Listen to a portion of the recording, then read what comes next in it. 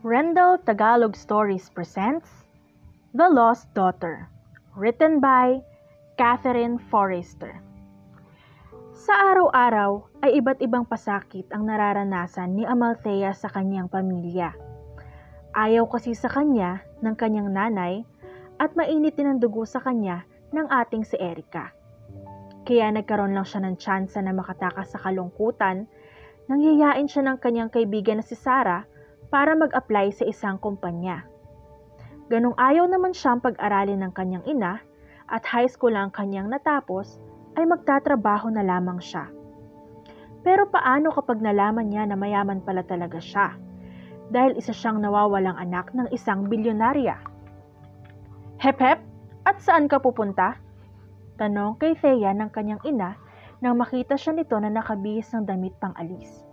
Mag-a-apply kasi siya ng trabaho kasama si Sarah na kaibigan niya. Kaysa naman habang buhay siyang malugmok sa kanilang bahay at maging sunod-sunuran na lang dito at sa kanyang ate. Ang tatay niya kasi ay nasa malayo at nagtatrabaho. Kaya kapag wala ito ay wala siyang kakampi. Pag wala ang kanyang tatay, kung ano-anong pagpapahirap ang binibigay sa kanya ng kanyang nanay at ate Erica. Sa sobrang init ng dugo sa kanya, ni minsan yata, hindi na siya itinuring na kapamilya. Anay, magtatrabaho po sana kami ni Sarah. Ang sagot ni Thea sa kanyang ina at mukhang hindi nito nagustuhan ang sagot niya dahil imbis na matuwa ay nagalit pa ito. Pag nagkatrabaho kasi siya ay naisip niyang makakatulong siya sa gastusin at matutuwa sa kanya ang kanyang nanay at ate. Bakit? Pumayag ba ako? Umakyat ka sa taas at linisin mo ang mga kwarto. Masyado kang ambisyosa. Asang-asa ka naman na matatanggap ka, bobo ka naman. Sabi nito na may kasama pang panlalait. Aakyat na sana siya nang pumasok ang kanyang kaibigan na si Sarah. Tara na, Thea. Baka mamaya hindi na tayo matanggap niyan dahil sa sobrang tagal mo. Ayas sa kanya ng kaibigan at masamang tiningnan ng kanyang ina. Hindi sasama si Thea. Hindi siya mag-a-apply sa kahit ano pa yan. Galit na sabi ni Aling Clarita kay Sarah. Akala ni Thea ay hindi na ito papatulan ng kaibigan niya. Pero sinagot-sagot nito ang kanyang nanay. At bakit naman po? May mapapala po ba si Thea dito sa inyo? Kakawawain niyo lang naman ang kaibigan ko rito. Pasalamat nga kayo at di ko kayo sinumbong kay Mang Kadyo. Inis na sabi ng kanyang kaibigan. At sino ka naman para pagsalitaan ako ng ganyan? Inis na tanong ng ina ni Sarah sa kanyang kaibigan. Pero tila baliwala iyon kay Sarah at sinabi pa sa kanyang, Tara na nga, Thea! Kaya sumunod naman siya sa kaibigan at patakbo silang lumabas ng bahay. Tinawag pa siya ng kanyang ina, pero hindi na nila ito pinansin. Si Sarah ay tawang-tawa, samantalang siya ay kinakabahan. Baka kasi mamaya ay wala na siyang bahay na mauuwian. Huwag kang mag-alala, pwede ka naman sa amin tumuloy. Pagpapagaan ito sa kanyang loob dahil alam nitong nag-iisip na siya. Kailan kaya magbabago si nanay? Tanong ni Thea sa kaibigan. Si Aling Clarita. Mukhang malabo na yon dahil habang buhay na atang mainit ang dugo nun sa'yo. Parang hindi kanya tunay na anak kung ituring eh. Biro pa nito sa huling sinabi. Grabe ka naman magsalita, Sarah.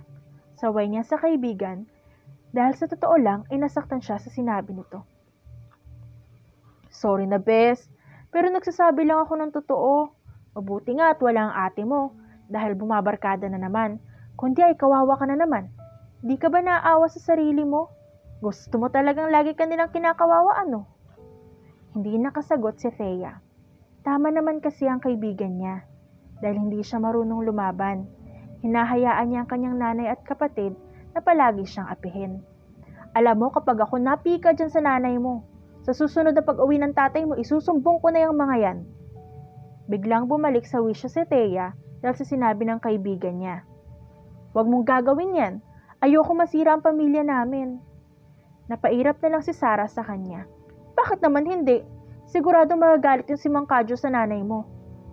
Kaya nga, Sarah, ayoko magalit si tatay kay nanay. Hanggang sa tumigil na sila sa pag-uusap dahil baka naiingayan na ang taxi driver sa kanilang dalawa. Basta galingan na lang natin. Para kapag natanggap tayo sa trabaho, at least hindi ka na araw-araw sa bahay niyo uuwi. at hindi mo mararanasan ang pang-aapi ng nanay at ate mo.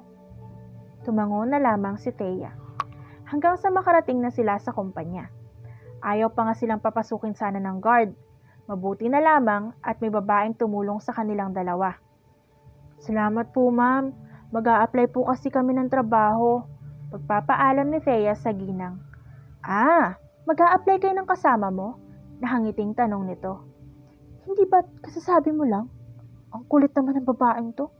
Bulong sa kanya ni Sarah kaya siniko niya ang kaibigan sa tagiliran. Sumunod kayo sa akin, doon tayo sa office. Nahangiting sabi ng ginang sa kanila na ikinataka naman ni Sarah. Hala, bakit tayo susunod sa kanya? Tanong sa kanya ni Sarah. Basta sumunod na lang tayo. Mukha naman siyang mabait. Nang makarating sila sa opisina nito, ay umupo ang babae sa swivel chair nito at doon nila nakita ang pangalan na nasa table nito. Rowena de Guzman, CEO. Kaya ganun na lamang ang gulat nilang dalawa ni Sarah. Kayo po ang may-ari ng kumpanyang ito? Tanong ni Thea sa ginang. Hindi pa ba obvious, Bes? CEO nga, di ba? Pambabara ni Thea sa kanya. Ako nga mga iha, at sa nakita ko kanina kung paano niyo kulitin ng guard, ay mukhang kailangan niyo ng trabaho. Kaya tanggap na kayong dalawa. Ikaw iha ay bilang sekretarya ko at ikaw naman ang tutulong sa ibang empleyado kung anong gusto nila. Paliwanag nito sa kanilang dalawa ni Sarah. Sekretarya ko? Bulong ni Thea sa kaibigan. Okay na yan, patusin mo na. Alam ko naman na matalino ka. Ako, kontento na basta may trabaho. Bulong din ito sa kanya. Maraming salamat ho sa pagtanggap sa amin. Pasasalamat niya sa ginang. Walang anuman mga iha. Masaya ako na makakatulong ako sa inyo. Nakangiti nitong sabi. Kaya napangiti na rin silang dalawa. Masaya ang umuwi si Thea sa kanilang bahay. Akala niya ay ligtas na siya sa sermon. Pero na makita niya ang kanyang ina, ay mabilis itong lumapit sa kanya at hinaklit ang kanyang buhok. Halatang galit na galit sa kanya. Marahil ay dahil na rin sa pagsagot-sagot kanina ng kaibigan niya dito. Kaya inis na naman sa kanya ang kanyang nanay. Ikaw na bata ka! Mas pinipili mo talagang kaibigan mo na yon kaysa sa amin? Kailan ka pa natuto na suwayin ako ha? Kapag sinabi kong huwag kang aalis, huwag kang aalis! Galit na sigaw kay Thea ng kanyang ina. Talaga namang gigil na gigil sa kanya at inis na inis ito sa kanya na halos ma-high blood na ito sa sobrang galit sa kanya. Nay, nag-apply lang naman po ako ng trabaho at tatanggap ho ako. Paliwanag niya sa kanyang ina. Pero hindi siya nito pinakinggan at tinulak pa para mapaupo siya sa sahig. Sumakit ang kanyang pang-upo dahil sa pagkakatulak nito sa kanya. Wala akong pakialam. Hindi ka papasok sa trabahong yon. Galit itong sabi na wala man lang pakialam kahit nasaktan na siya. Sanay naman si Thea, pero bakit ganun? Masakit pa rin. Masakit pa rin para sa kanya na, bakit siya nagagawang ganitohin ng kanyang ina? Samantalang, ang ating Erika niya naman ang paborito nito. Gusto ko lang naman makatulong sa inyo ni tatay dito sa bahay. Kaya sana naman ay payagan niyo na ako. Naiiyak na sabi ni Thea sa kanyang nanay. Makakatulong ka lang naman sa amin sa pamamagitan ng pagiging alila mo. Bukod doon ay wala na. Masyado kang bida-bida. Hindi naman bagay sa'yo. Masasakit na salita na naman ang lumabas sa bibig nito. Maya-maya ay bumaba na ang kanyang ate. Ano na naman ba yan, Nay? Ang ingay-ingay. Natutulog ako eh. Pag-angal nito at na makita siya sa sahig ay natawa ito. Kaya naman pala maingay si nanay. Nakauwi ka na pala. Kamusta ang paglalakwat sa kasama ang kaibigan mong yon? Pabiro nitong sabi sa kanya na natatawa pa. Hindi naman siya naglakwatsa, pero ang tinutukoy nito ay pag-alis nila ng kanyang kaibigan na si Sarah. Hindi kami naglakwatsa, naghanap kami ng trabaho ni Sarah, pagsagot niya sa kanyang ate. Ba't lumalaban ka na ha? Matapang ka? Nayo, tignan mo, sinasagot-sagot na ako. Pagsusumbong ng kanyang ate sa kanyang nanay. Akmang sasaktan siya ng kanyang nanay nang pumasok sa kanilang bahay ang kanyang kaibigan na si Sarah. Tara na bes, doon ka na muna sa amin. Yaya nito sa kanya. Ano na namang ginagawa mo rito? Saan mo na naman isasama itong anak ko? Isa kang masamang impluwensya. Galit na sabi ng kanyang ina dito. Kung ako masamang impluwensya, kayo naman masamang magulang. Sarili niyong anak sinasaktan niyo? Pagsagot ni Sarah sa kanyang ina. Kapag umalis ka dito, huwag ka nang babalik. Pero hindi na lumingon si Sarah. Hindi siya hinayaan lumingon ng kaibigan. Hayaan mo na sila, Bes. Hindi ka nila mahal. Ang sabi pa nito, kaya sinunod na lamang niya ang kanyang kaibigan. Paano na yan, Nay? Umalis si Thea. Ano sasabihin natin kay tatay?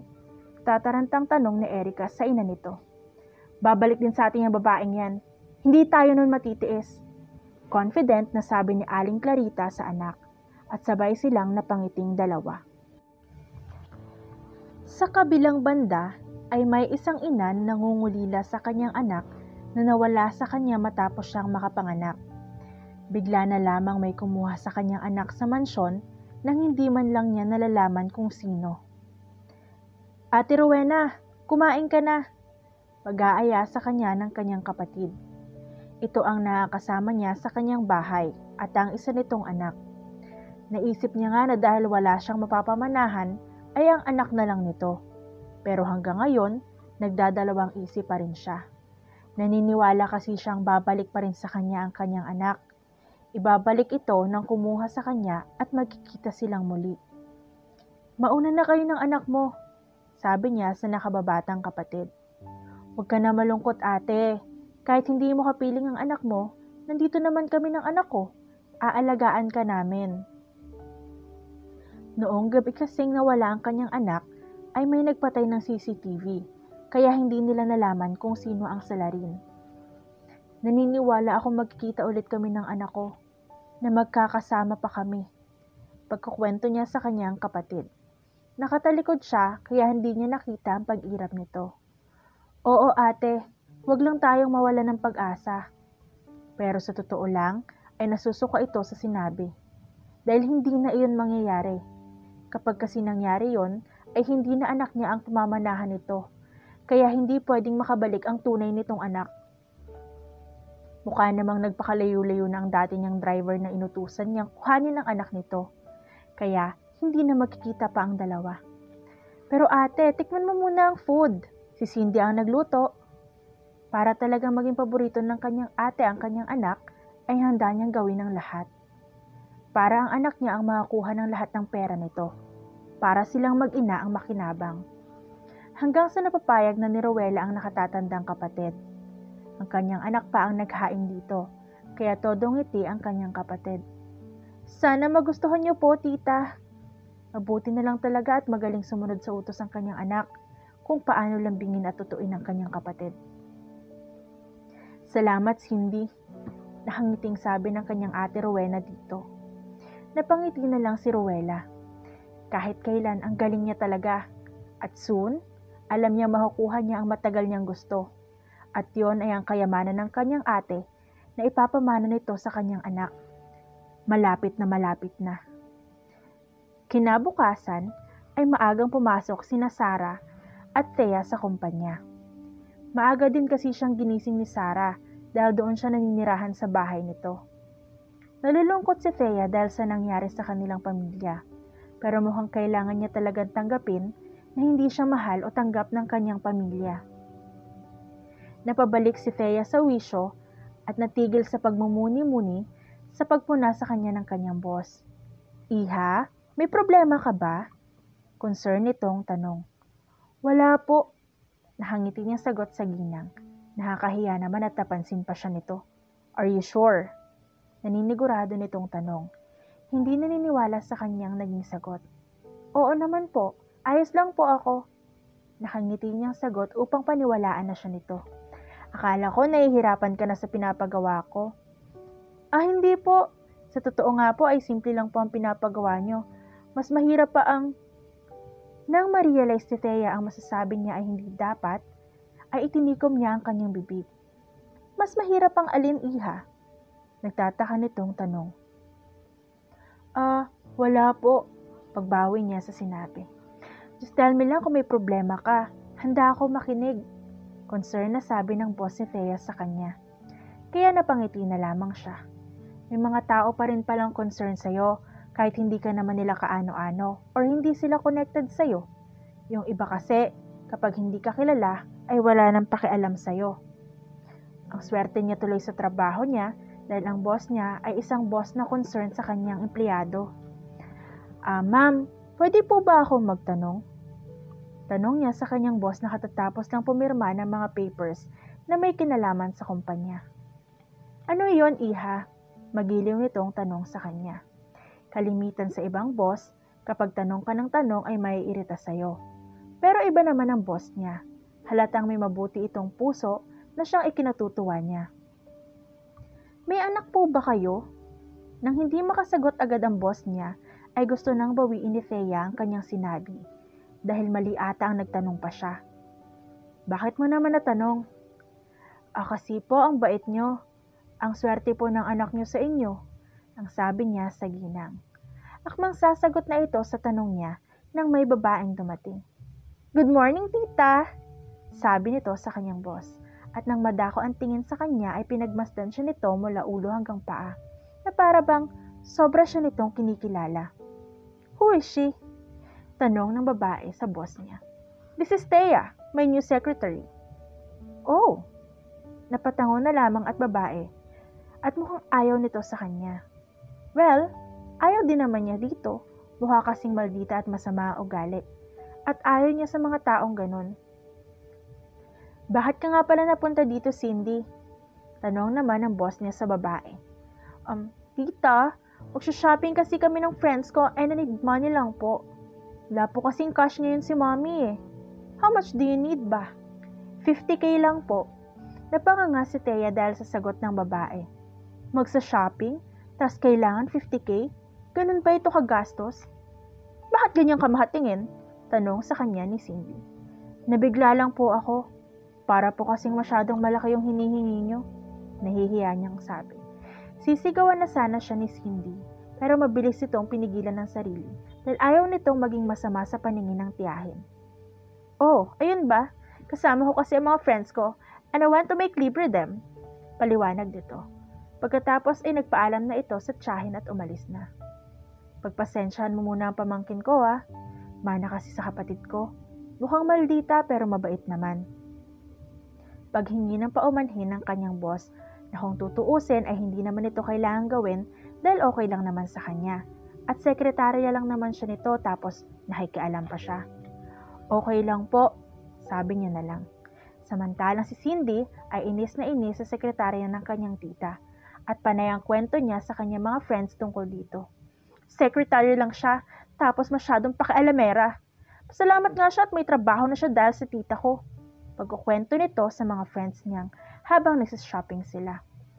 Girl, stop stressing yourself. Pagpapakalma sa kanya ng kaibigan niya dahil nakakapangit daw ang stress. Well, totoo naman. Pero I'll make sure na isang wrong move niya pa matatanggal na siya sa trabaho. Ang sabi ni Cindy at umirap. Isusumbong niya lang sa mami niya ang babaeng iyon at mawawala na ito ng trabaho. Inutusan ni Thea ang kanyang boss na bumili ng merienda dito sa kantin. Pero naisip niyang puntahan muna ang kaibigang si Sarah para makausap ito at kamustahin nang makabungguan niya ang isang lalaki dahil masyado siyang nakapokus sa kanyang dinadaanan. Sorry po, hindi ko po sinasadya. Paghingi niya ng paumanhin sa lalaki, imbis na magalit sa kanya ay ngumiti pa. Ang babait ata ng mga taong nakakasalamuhan niya ngayon. Pwera lamang yung kanina. It's okay. Nahangiti pa nitong sabi. Sige po, may kailangan pa po akong puntahan. Paalam niya sa lalaki. Dahil nilagpasan na ni Thea ang lalaki, ay hindi niya nakita na hinabol siya nito ng tingin. Mukhang na love at first sight yata. Dumiretso na si Carlos sa opisina ng kanyang ninang. Matagal niya din itong hindi nabisita at hindi niya naman inasahan na may makakabanggaan pa siyang isang magandang babae sa kumpanya nito. Sayang nga lang at hindi niya naitanong ang pangalan. Carlo, bumalik ka na pala sa Pilipinas. Kamusta kayo ng mami mo? Natutuwang sabi ng kanyang ninang Rowena nang batiin niya ito. We're okay, tita. Kanina pala may nakabanggaan akong babae sa hallway. Ang alam ko parang dito siya nanggaling sa office mo. Chance niya na para malaman kung sino ang babae. Oh, that's my new secretary. Her name is Thea. Why? Nagugulumihan ang tanong sa kanya ng kanyang ninang. Pero napangiti na lamang si Carlo. Na-love at first sight yata siya sa Thea na yon. Pagkatapos kausapin ni Thea ang kaibigan niyang si Sarah, ay bumalik na siya sa opisina ng kanyang boss. Pero naabutan niya ang lalaking nakabanggaan niya kanina. Lumabas lang si Ninang, masabi ng lalaki sa kanya, pero hindi pinansin ni Thea dahil unang-una hindi niya naman kilala ang lalaki at hindi niya alam kung anong koneksyon nito sa kanyang boss. So, Thea is your name, right? Napalingon siya sa lalaki dahil sa naging tanong nito. Iisipin pa sana niya kung kanino nito nalaman ang pangalan nang maalala niya na may kinalaman ito sa boss niya. So siguro, sinabi ng kanyang boss. Pero hindi pa rin sumagot si Thea. Hindi kasi talaga siya sanay na nakikipag-usap sa lalaking hindi naman niya kilala. Oh, come on. Wala akong masamang intensyon. Gusto ko lang talaga makipag-close sa'yo. Kaano-ano po ba kayo ni Ma'am Rowena? Tanong niya naman dito. May pagka-weirdo din pala ito dahil bigla na lamang napapangiti sa kanyang pagtanong. Ninang ko ang boss mo, so inaanak niya ako. Sagot nito. Okay po. Sabi niya na lang. Please wag mo na akong ipo. Hindi naman nagkakalayo ang edad natin. Pangungulit pa nito sa kanya. Mabuti na lang talaga at bumalik na ang boss niya na mukhang may inayos lang sa labas o kinausap na empleyado. Kamusta? Kinukulit ka ba nitong inaanak ko, Thea? Tanong ng boss niya sa kanya. Tumingin siya sa lalaki bago sinagot ang tanong nito. Hindi naman po, sadyang marami lang po siyang tanong. Pagsasabi niya ng totoo. I just want to know her, Ninang. Pangatuwiran naman ng lalaki. Maya-maya ay lumapit ito sa kanya at nilagay ang kamay sa kanya at nagsabi pa na gusto nitong makipag-shake hands. I'm Carlo. Pagpapakilala nito sa kanyang sarili. Nice to meet you po, Sir Carlo. Sabi na lamang ni Thea. Carlo, why don't you go muna para naman mukhang may pupuntahan ka pa? Siguro ay napansin na ng kanyang boss na hindi siya komportable, kaya pinaalis na nito ang inaanak. O baka may pupuntahan pa talaga ang lalaki, pero inunahan na lang talaga ng paglalandi sa kanya. O hindi naman talaga landi yun, baka assuming lang siya. Babalik ako bukas, tita, sabi nung Carlo at umalis na. Kaya napatawa na lamang ang ninang nito sa inakto ng inaanak. I think he likes you. Ang sabi ng kanyang boss at ang tinutukoy nito ay si Carlo. Mukhang hindi naman po. Pagtanggi ni Thea. Mukha naman kasing hindi talaga at nagkakamali lang ang boss niya. Sa kanya magkakagusto ang inaanak nito? Malabo yun. Alam ko ang mga klase ng ganong tingin. Ganon na ganon ang tingin ng mga lalaki na may gusto sa isang babae. Sabi pa ng kanyang boss. Kaya hindi na lamang umimik si Thea dahil hindi rin naman siya mananalo. Kinahapunan, nang uwian ng mga empleyado, ay sabay silang umuwi ng kaibigan niyang si Sarah. Nakasabay pa nga nila sa elevator ang kanilang boss. Magkaibigan talaga kayong dalawa. Gusto ko ang pagkakaibigan niyong dalawa. Masabi ng boss ni Thea at Sarah. Kaya napangiti naman silang dalawa. Naunang lumabas ng elevator ang boss nila dahil mukhang may sundo na ito. Kitang-kita nila ang nakaparadang kotse sa labas. Hindi inaasahan ni Rowena na susunduin siya ng kanyang kapatid na si Rowella at ng anak nitong si Cindy. Akala niya kasi ay magiging abala na naman ang pamangkin niya sa pagsa-shopping at ang kapatid niya naman sa kung ano-anong mga bagay. Ate, how's your day? Naisip ni Cindy na sunduin ka namin. Bati sa kanya ng kanyang nakababatang kapatid. Samantalang sa kabilang banda ay nakatingin lang si Thea sa sasakyan. Masaya naman pala ang boss niya sa pamilya nito. At mukhang nagmana nga ang Cindy na yon sa ina na mukhang mataray rin. Nang makasakay na ang kanyang boss sa kotse, ay umalis na yon. Hoy! Napabalik lamang sa wisyo si Thea dahil sa sigaw ni Sarah. Umuwi na tayo, baka mamaya matraffic pa tayo eh. Gusto niya na rin talagang makauwi dahil nakakapagod ang trabaho. Mabuti na lang at malaki ang sweldo.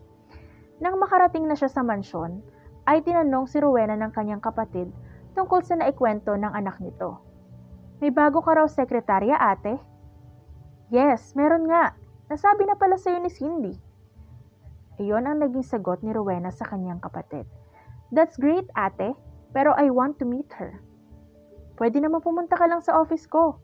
Sure ako, magugustuhan mo rin si Thea. Sa lahat ng sekretarya ko, siya ang pinaka nagustuhan ko. Pagkukwento pa ni Rowena sa kapatid. Kaya napabulong na lang si Cindy sa ina. See, Mommy? Sabi sa'yo gustong-gusto niya ang sekretaryang yun. By the way, bumalik na sa Pilipinas ang inaanak kong si Carlo. Baka gusto mo siyang ma-meet, Cindy. Sabi ni Rowena sa pamangkin. Lingid sa kanyang kaalaman na pagdating sa lalaki ay magaling ang kanyang pamangkin. Of course, tita. I think he's handsome naman. Nakangiting sabi ni Cindy. Hindi lang gwapo ang inaanak kong yun kundi mabait din. Sabi pa ni Rowena sa pamangkin niyang napangiti na lang. Dahil mahilig talaga sa gwapo, lalo na kung mayaman din. Kung mapapangasawa niya siguro ang tinutukoy ng kanyang ninang, ay doble-doble ang yaman na tatamasahin nilang mag-ina. Mula sa kanyang tita at mula sa lalaking yun. Parehas talaga ang mag-ina kung mag-isip.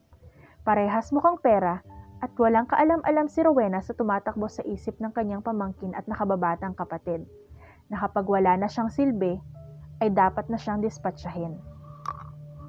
Ng mga sumunod na araw ay naging maayos naman si Thea sa kanyang trabaho. Yun nga lang ay may gumugulo sa kanya at yun ay ang inaanak ng kanyang boss na kada may tsansa na guluhin siya ay nilulubos-lubos nito. Katulad na lamang ngayon na wala ang kanyang boss pero nandoon ang lalaki at ginugulo siya. Si Ma'am Rowena kasi ay may bibilihin lang daw sa labas. Kaya ayan, lalaki tuloy ang kasama niya ngayon. Gusto mong lumabas? I can treat you. No, mali. Gusto sana kitang yayain lumabas. Hindi malaman ng lalaki kung anong dapat ang kanyang sabihin. Pero ang gulo lang, pala talaga kung yayain siya sa labas. Tapos kakain sila at makapagkakamalan na magjowa. Siyempre kung ganun lang naman ang mangyayari ay hindi siya papayag. Iba na lang po ang yayain niyo at ako'y may trabaho. Ang sabi niya sa lalaki at mukhang nagalit ito. Stop using po on me. Halos magkaedad lang naman tayo. At ano namang masama kung magpapahinga ka muna sa trabaho mo? Papaalam naman kita kay Ninang. Mainis sa tono ng boses nito. May sasabihin pa sana si Thea nang bigla na lang dumating. Kung hindi siya nagkakamali, ay ito yung Cindy na pamangkin ng boss niya. At mukhang hindi ang Ma'am Rowena niya ang pakay nito, kundi ang lalaking nangungulit sa kanya, si Carlo. Tita told me na ikaw ang inaanak niya. She wants me to meet you. Pero medyo busy ako this past few days kaya ngayon lang. I think we should hang out and get to know each other. Sa totoo lang ay hindi niya gusto ang boses ng babae. Dahil para kasi ito nag-iinarte. I'm sorry pero I'm busy. Halos manlaki ang mata niya sa sinabi ng lalaki. Kailan pa ito naging busy kung halos araw-araw ay nandoon ito sa opisina at walang ginawa kundi daldalin lamang siya nito. Sige po, labas po muna ako para makapag-usap kayong dalawa. Hindi na inintay pa ni Thea na sumagot. Sinabi niya, bagkus ay lumabas na siya agad sa opisina ng boss niya para makapag-usap ang dalawang taong nasa loob. You're busy? Hindi makapaniwala si Cindy sa sinabi ng lalaki. Kanina lang ay mukhang dinadaldal nito ang sekretarya ng kanyang tita. Yes, I am. Kaya excuse me, miss. At lumabas ito ng office. Napairap na lang si Cindy. Ngayon lang may lalaking tumanggi sa kanya. At gwapo ang lalaking yun. She wants him. Kaya anong gagawin niya?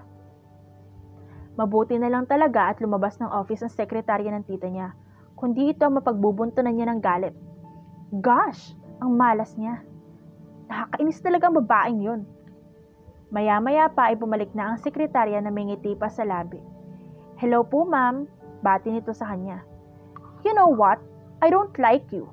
Mukhang may masama kang intensyon sa tita ko. Tell me, sumisip-sip ka ba sa kanya para sa money?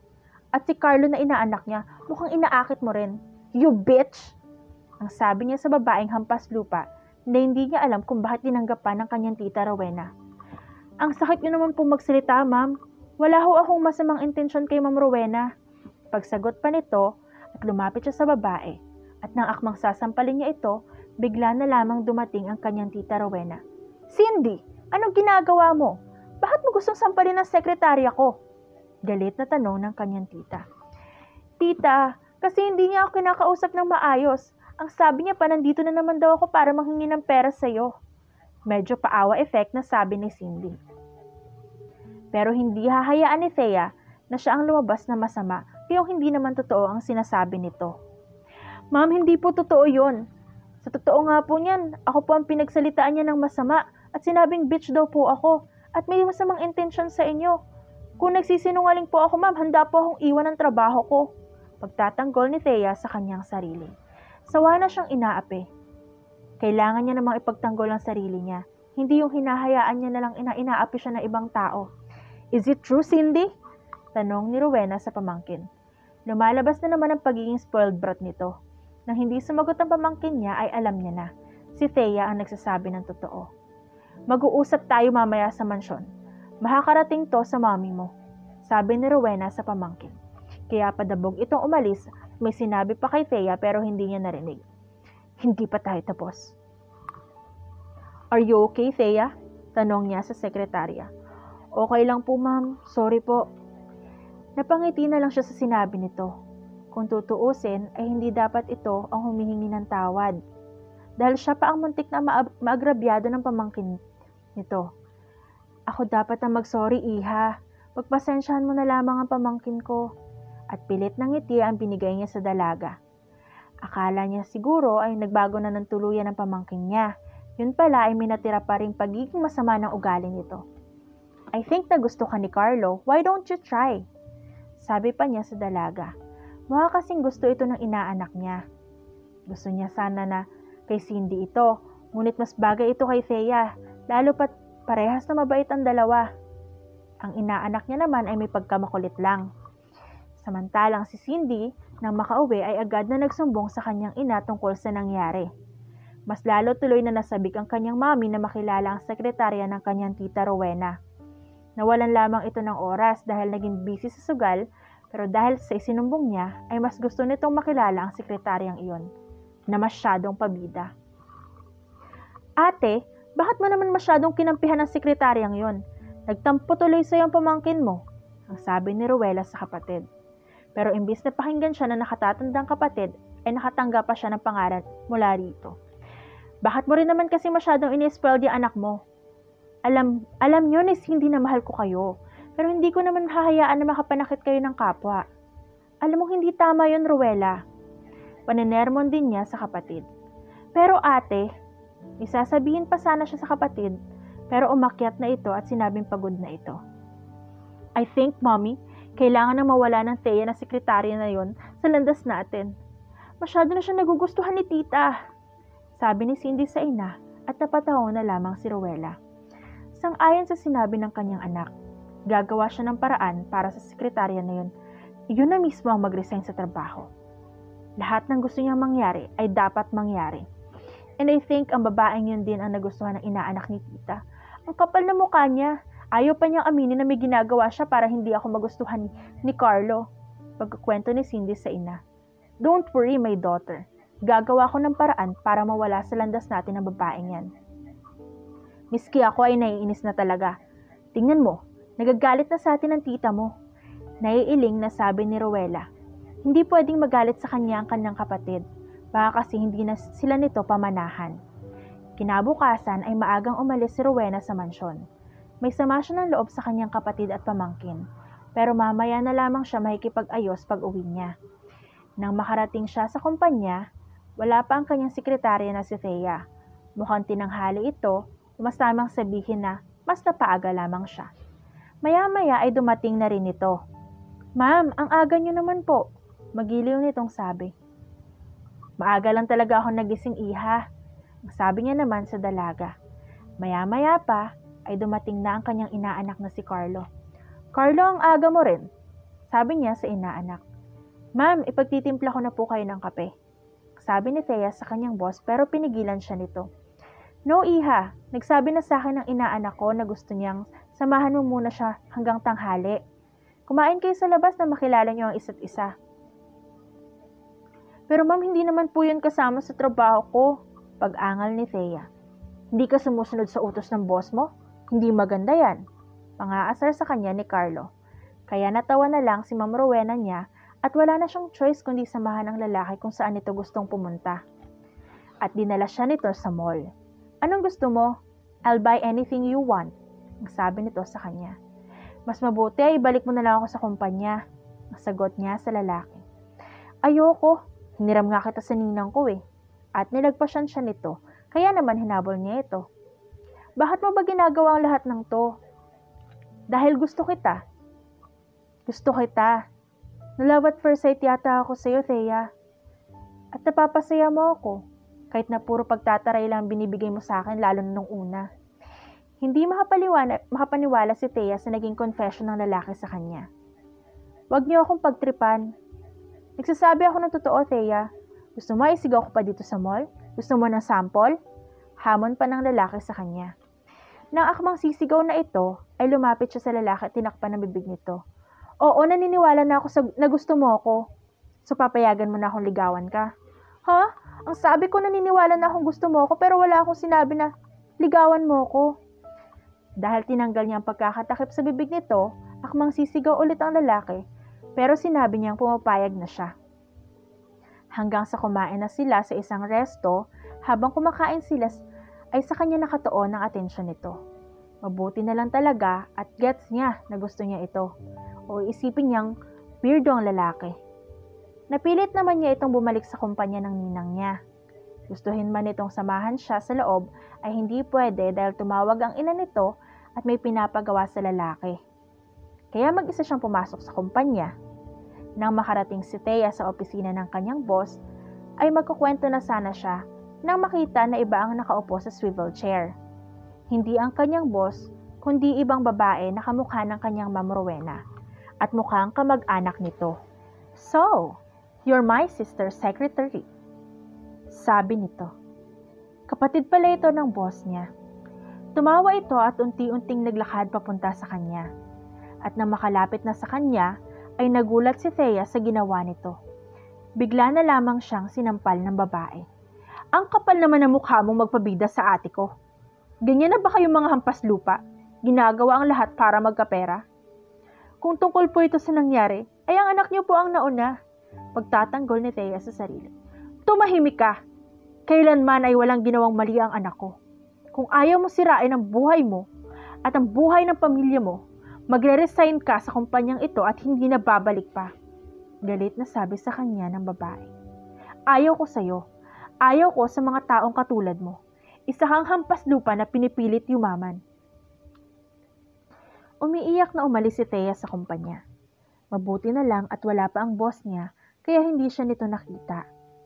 Hindi na rin siya nagpaalam pa kay Sarah. Siguro ay tama ang kanyang nanay na wala naman siyang mararating at umaasa lang siya na hindi naman talaga siya magaling. Yung totoo, bobo talaga siya. Umuwi si Thea sa kanila. Naabutan niya doon ang kanyang nanay na pangiti-ngiti pa at may sinusukat na bagong damit. Mukhang dumating na ang kanyang ama. Aba't babalik ka pa pala? Ano, pinalayas ko sa pinagtatrabahuhan mo? May pang-aasar na tanong ng kanyang ina. Natuwang-tuwa pa dahil sa nangyari sa kanya. Hindi talaga ito marunong maawa. Pinagtatrabaho mo ang anak natin, Clarita? Maya-maya ay bumaba ang kanyang tatay.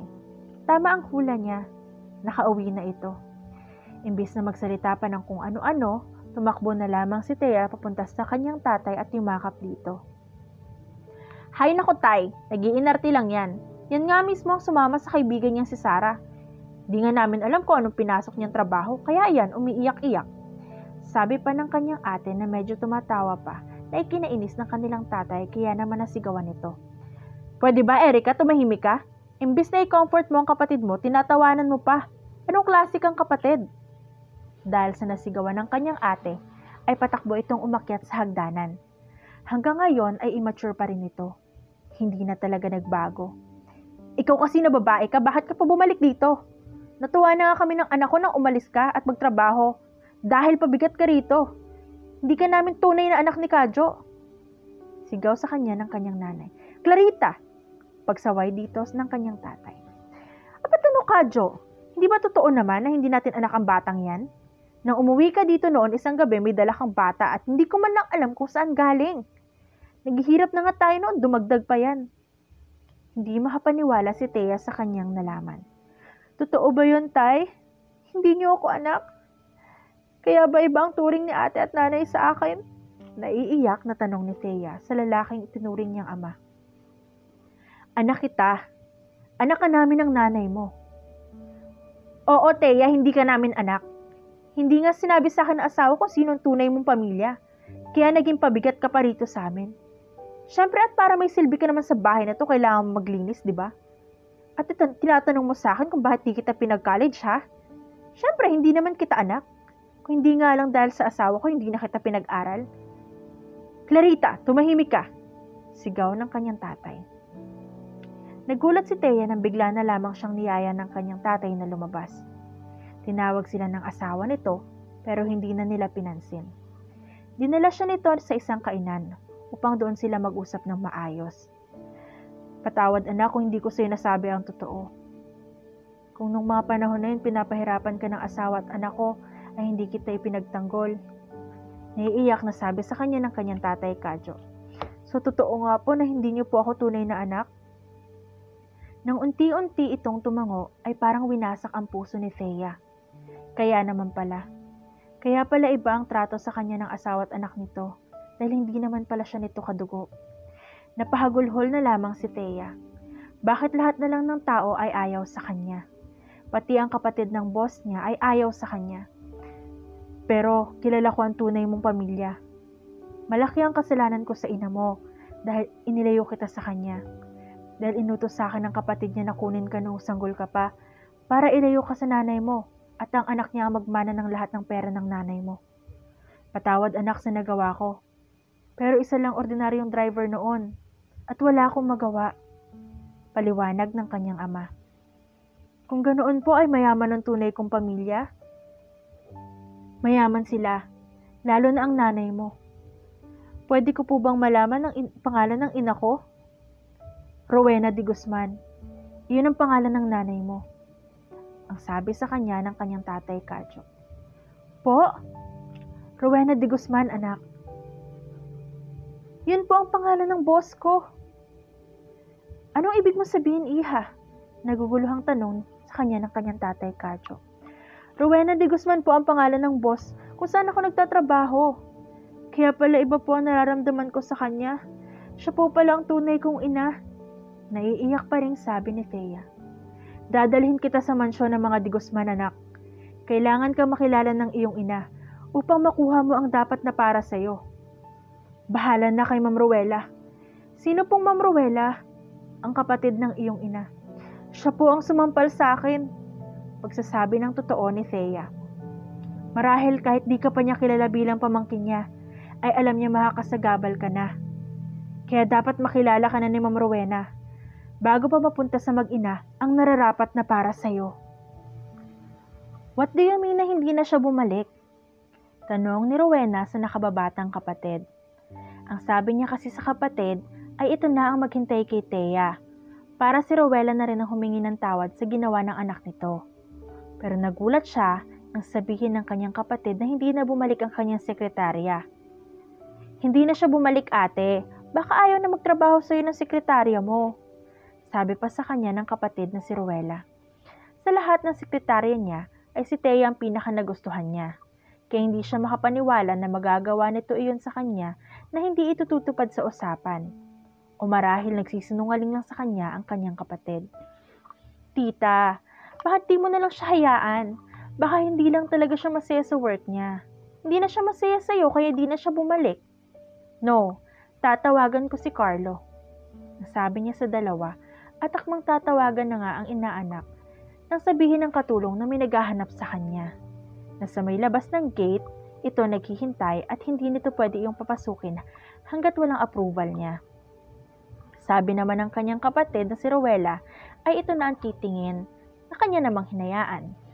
Laking gulat ni Rowela na makita si Kadyo na dati niyang driver at kasama nito si Thea na sekretarya ng kanyang ate.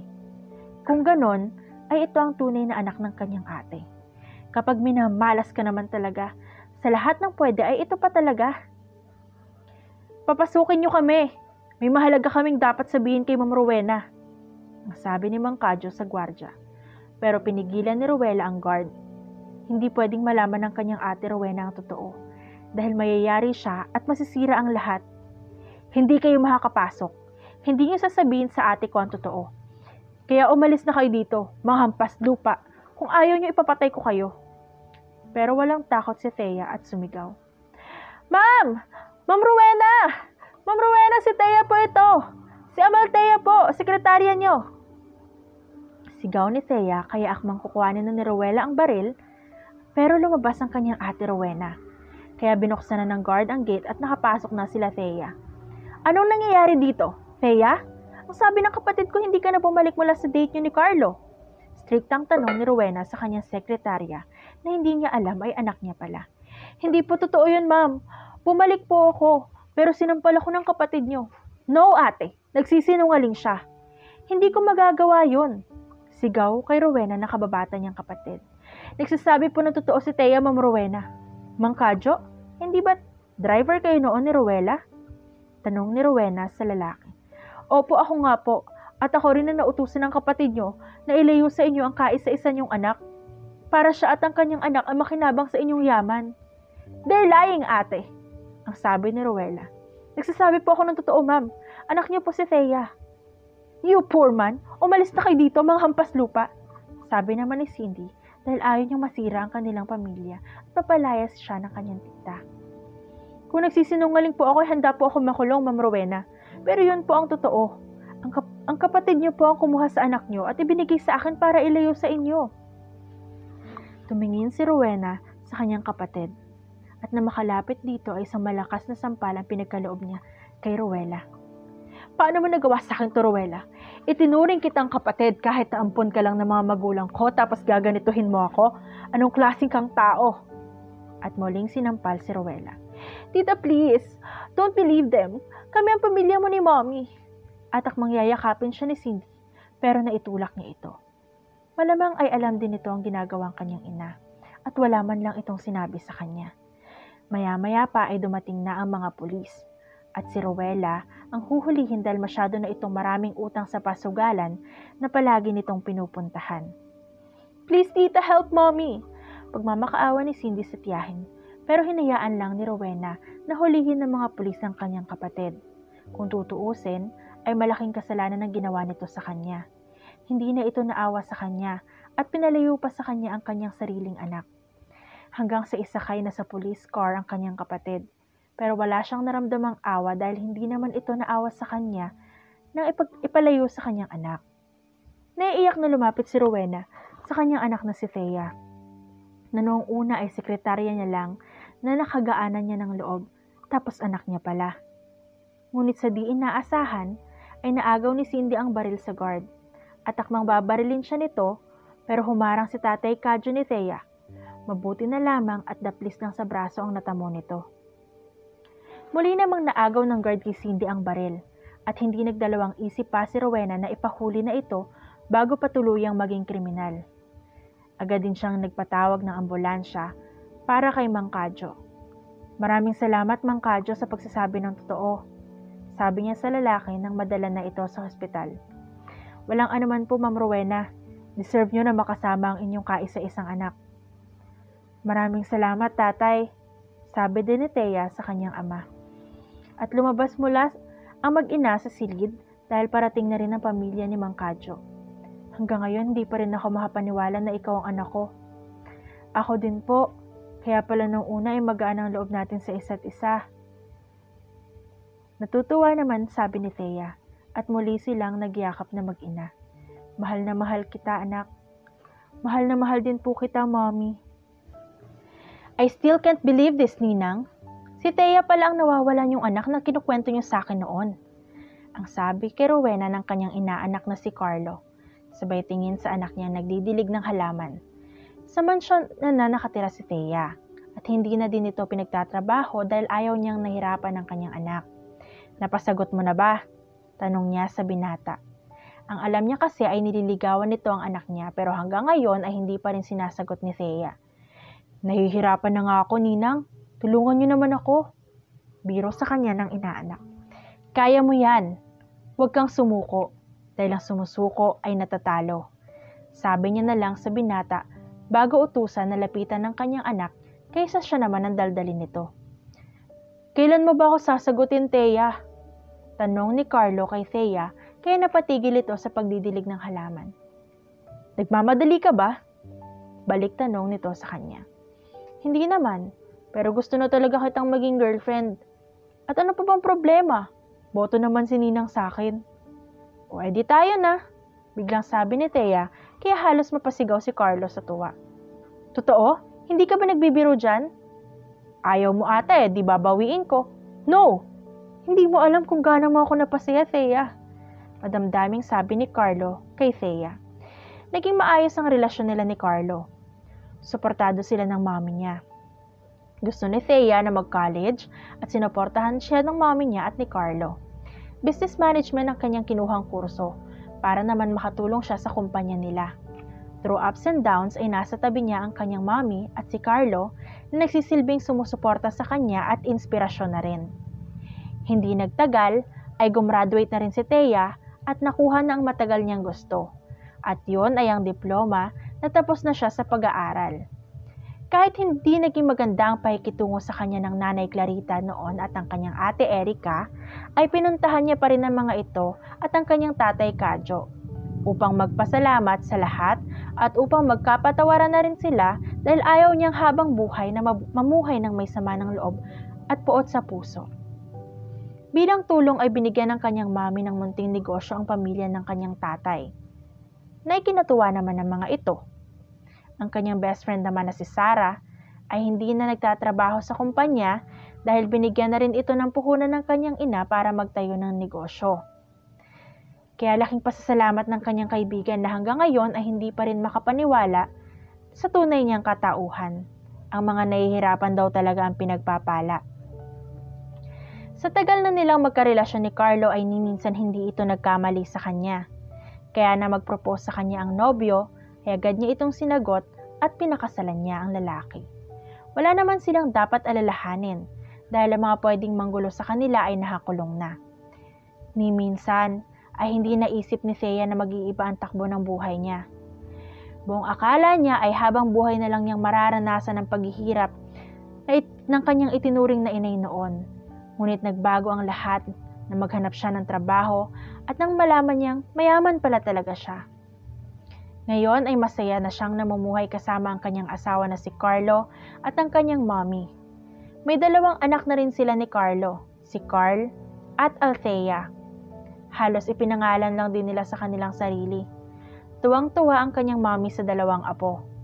Nang minsan niyang tanungin ang kanyang mommy kung nasaan ang kanyang daddy, ay sinabi nito na patay na ito, kaya hindi na rin siya nagtanong ng kung ano pa. Kaya sobrang thankful talaga ni Thea na gumawa ng paraan ng tadhana para muli silang magkita ng kanyang ina.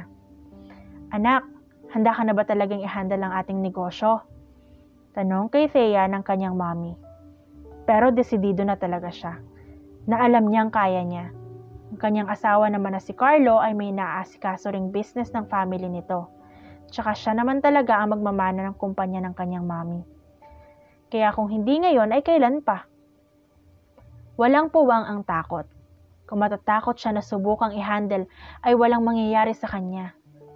At sure naman siyang maaalagaan niya pa rin ng mga anak nila ni Carlo. Kahit na nagtatrabaho siya, nandyan din naman ang kanyang mami upang tulungan siya. I'm so proud of you, anak. Iyon ang salitang natanggap ni Thea mula sa kanyang ina nang umupo siya bilang CEO. We're so proud of you, mommy, sabi ng 2 anak nila ni Carlo. I'm so proud of you, wife, sabi naman ng kanyang asawa. Sino ba naman kasi ang mag-aakala na isa pala siyang nawawalang anak na babae ng isang bilyonarya at ang mapapangasawa niya pa ay isa sa mga inaanak nito. Masaya si Thea sa buhay niya nang walang hirap at pasakit, kundi puro saya na lang. Although may lungkot pa rin, pero mabilis din namang napapalitan ng saya dahil sa mga taong nandyan lagi para sa kanya at nagmamahal sa kanya tulad na lamang ng kanyang asawa, anak at ng kanyang ina. The end. At dito nagtatapos ang ating kwentong pinamagatang, The Lost Daughter. Hanggang sa susunod ulit mga kaibigan, happy listening, God bless, and bye-bye!